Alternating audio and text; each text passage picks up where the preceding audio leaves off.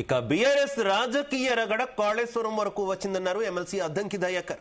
కాళేశ్వరం ప్రాజెక్టులో అవినీతి జరిగిందని కల్వకుంట్ల కవితే కన్ఫర్మ్ చేశారన్నారు అద్దంకి. కాళేశ్వరం కథలో హరీష్, సంతోష్ పాత్ర ఉందని కవిత స్పష్టం చేశారని చెప్పారు. కవిత ఎత్తుగడలో భాగంగానే సీఎం రేవంత్ పేరు కూడా చెప్పారంటూ విమర్శించారు. కాళేశ్వరం కమిషన్ కూడా వచ్చింది. కాళేశ్వరంలో జరిగిన అవినీతిలో కేసీఆర్ కు సంబంధం లేదని కవిత అనడం అనేది విడ్డూరం. సరే, తాను అనుకుంటున్న కేసీఆర్ చుట్టూన్న ఇద్దరు దయ్యాల గురించి అయితే చెప్పింది అనుకోండి, హరీష్ రావు, సంతోష్ రావు అని. కానీ మళ్ళీ రేవంత్ రెడ్డి గారి పేరు తేవడం వల్ల మళ్ళీ రాజకీయమే చేస్తున్న పరిస్థితి.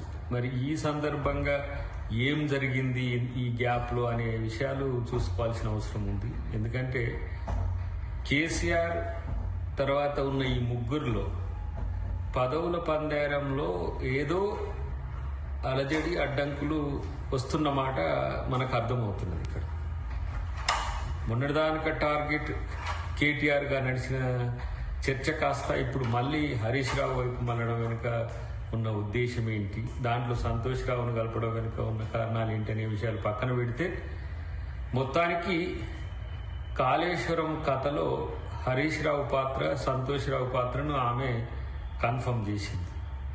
కాబట్టి రేవంత్ రెడ్డి గారి పేరు ఎత్తడం అనేది రాజకీయం కోసం అనేది క్లియర్.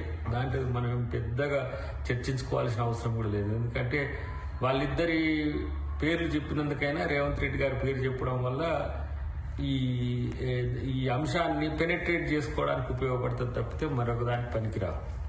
కానీ అన్నిటికంటే ముఖ్యంగా ఏంటంటే, ఇప్పుడు కాళేశ్వరంలో అవినీతి జరిగిందని మాత్రం కవిత ఒప్పుకున్నట్టే లేదు. కానీ కేసీఆర్ లేకుండా ఈ కాళేశ్వరం అవినీతి జరిగిందని చూడడం మాత్రం పూర్తి స్థాయిలో అది అబద్ధం. అది కేవలం తన తండ్రిని కాపాడుకోవడానికి చేసిన ఒక ఎత్తుగడ ప్రకటన తప్పితే దాంట్లో మనం కొత్తగా ఆలోచించాల్సిన అవసరం లేదు.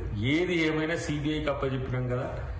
ఎవరి పాత్ర ఎంత, ఎవరివి కథలు, ఎవరు కట్టుకథలు, ఎవరివి పిట్ట కథలు, ఎవరు వాస్తవ ఏమంటారు కాళేశ్వరం దొంగలు, ఇవన్నీ కూడా ఇలా బయటపెట్టడానికి తెలంగాణ ప్రభుత్వం సిబిఐకి ఇచ్చినా వాటి పరిశువేషన్లో కూడా కాంగ్రెస్ ప్రభుత్వం ఉంటుంది, కాంగ్రెస్ పార్టీ కూడా ఉంటుంది. ఎందుకంటే ఇది తెలంగాణ ప్రజల యొక్క సొమ్మును కాపాడే రక్షకులుగా ఇలా కాంగ్రెస్ పార్టీ ఉంటుంది, కాంగ్రెస్ ప్రభుత్వం ఉంటుంది, రేవంత్ రెడ్డి గారు ఉంటుంది. కాబట్టి రేవంత్ రెడ్డి గారి మీద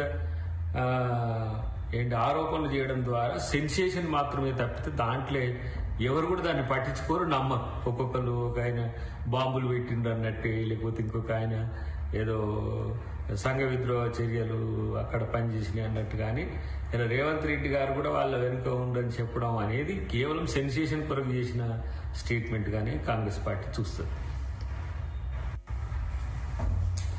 బీఆర్ఎస్ లో